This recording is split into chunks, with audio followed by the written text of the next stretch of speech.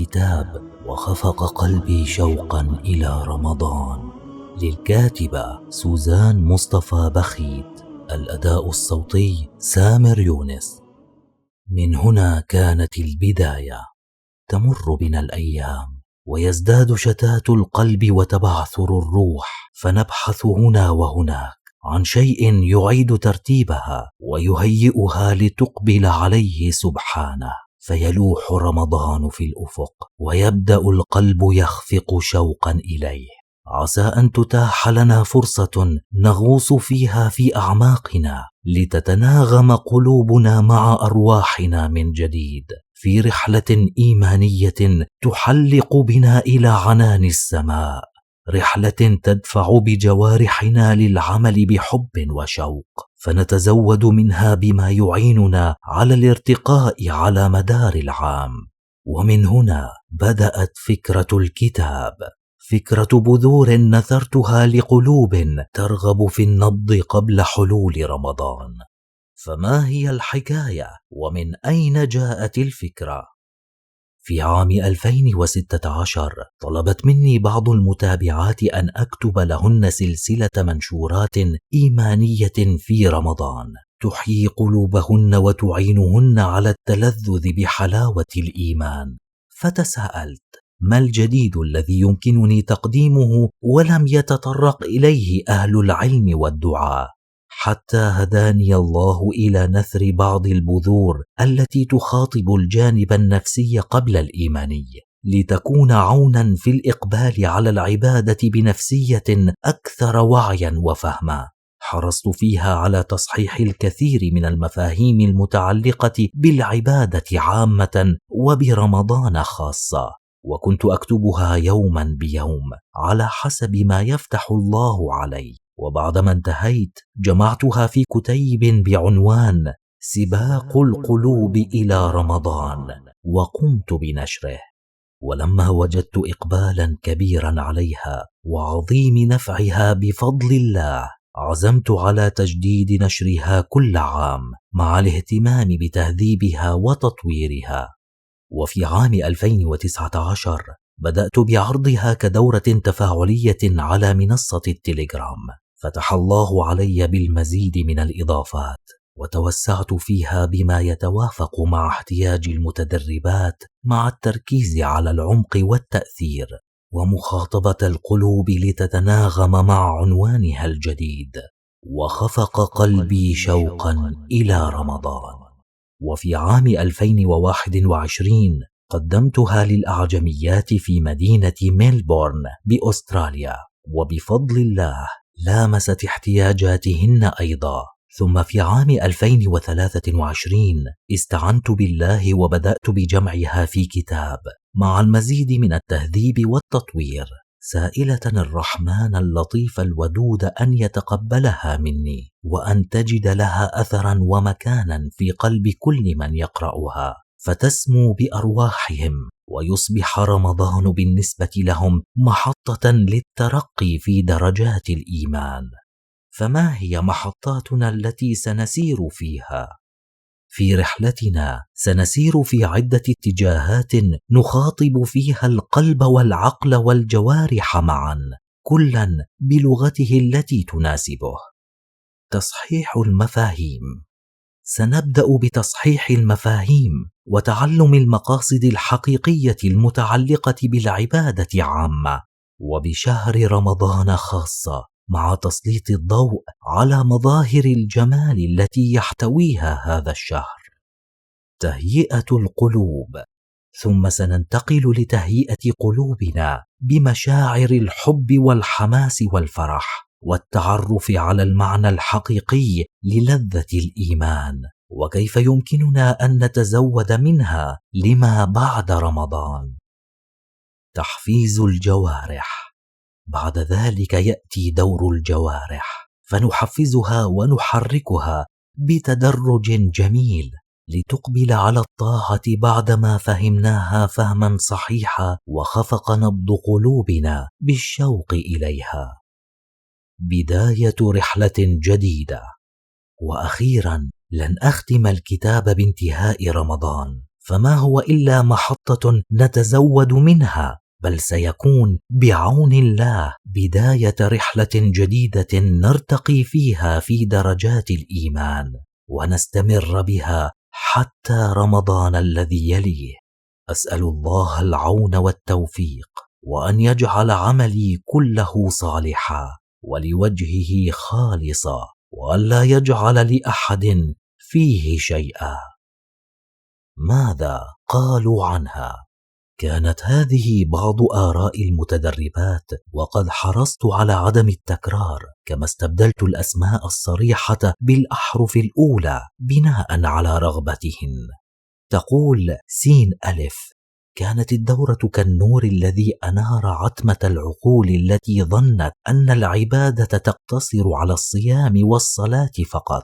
لا أنسى سؤالك أبدا، فقد ارتبط عندي بالدورة كلما تذكرت اسمها أتذكر شعارها: هل تتزودين من أجل رمضان أم تتزودين من رمضان لباقي العام؟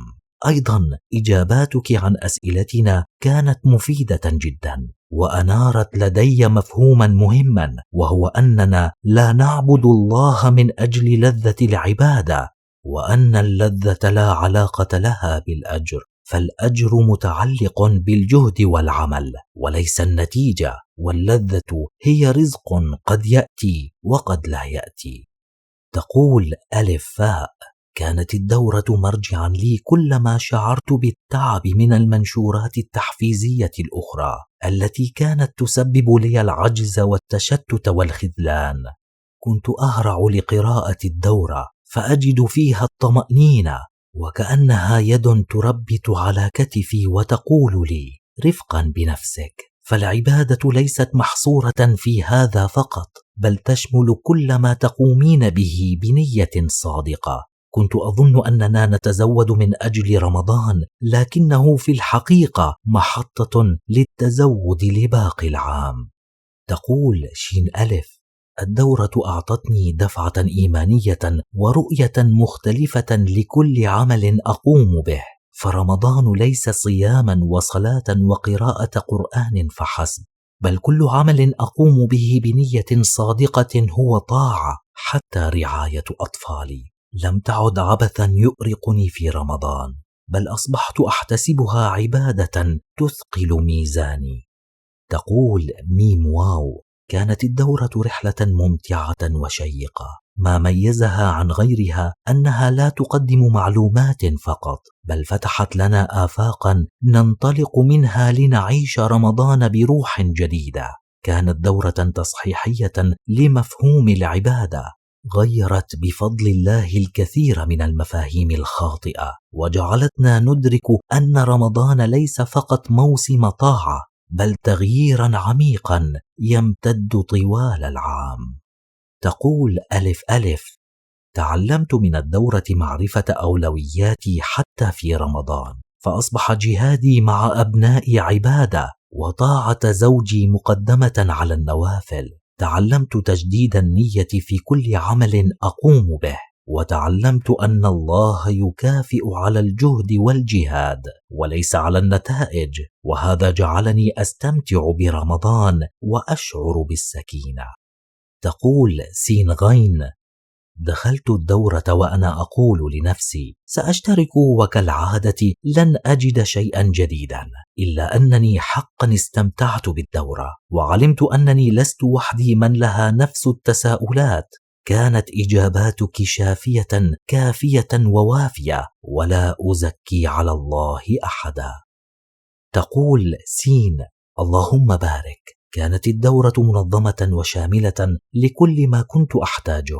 وجدت هذا العام لذة مختلفة في الإقبال على الطاعة. تعلمت كيف أستغل رمضان رغم مسؤولياتي، وأدركت أن كل عمل أقوم به في بيتي يمكن أن يكون طاعة. استفدت كثيرا من ردودك على الأخوات، وحرفيا كل حرف في الدورة كان كنزا ثمينا.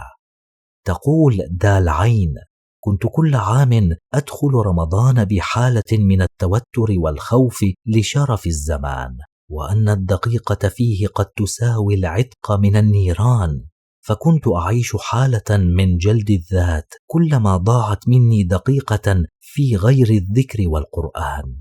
ثم من الله علي بهذه الدورة فاطمأن قلبي، وعشت مفهوم العبادة الشامل، وعلمت أن كل أعمالي هي عبادة عند احتساب الأجر، وأن العبادة ليست فقط في الذكر والقرآن. لأول مرة عشت رمضان بنفسية هادئة بلا توتر أو جلد ذات، مقبلة على الطاعة بحب، محفزة بلا ضغط.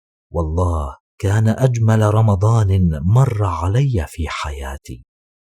تقول سين غين: قبل رمضان الماضي كنت أتحسر على ما فاتني من ختمات، حين أرى الأخوات في المجموعات الأخرى يتحدثن عن ختماتهن الثانية والثالثة والسادسة، وألوم نفسي وأردد: لماذا أنت بطيئة؟ لماذا لا أختم مثلهم؟ لكن بعد هذه الدورة أحسست أنني أنجزت حقا، رغم أني ختمت مرة واحدة، لكنها كانت أحلى وأعمق ختمة.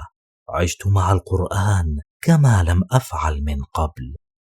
تقول فاء عين: الدورة من أوفق وأجمل وأشمل الدورات التي قد تحضرها أي مسلمة محبة للترقي في العبادة.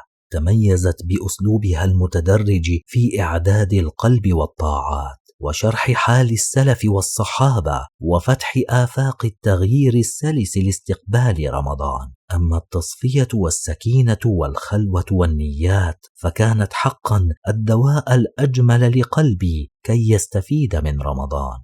الدورة رائعة جدا جدا، وبكل موضوعية لم أحضر دورة شاملة مثلها تهتم بالقلب وحاله، وتحفز النفس وتنشطها. أنصح بإعادة قراءتها مرات ومرات قبل رمضان القادم. تقول هاء: هذه ليست المرة الأولى التي أحضر فيها الدورة، وفي كل مرة أجد إضافة جديدة تعمق الفهم وتوضح أبعادا ربما كانت معروفة لدينا، لكنها لم تكن بهذا الوضوح والتأثير.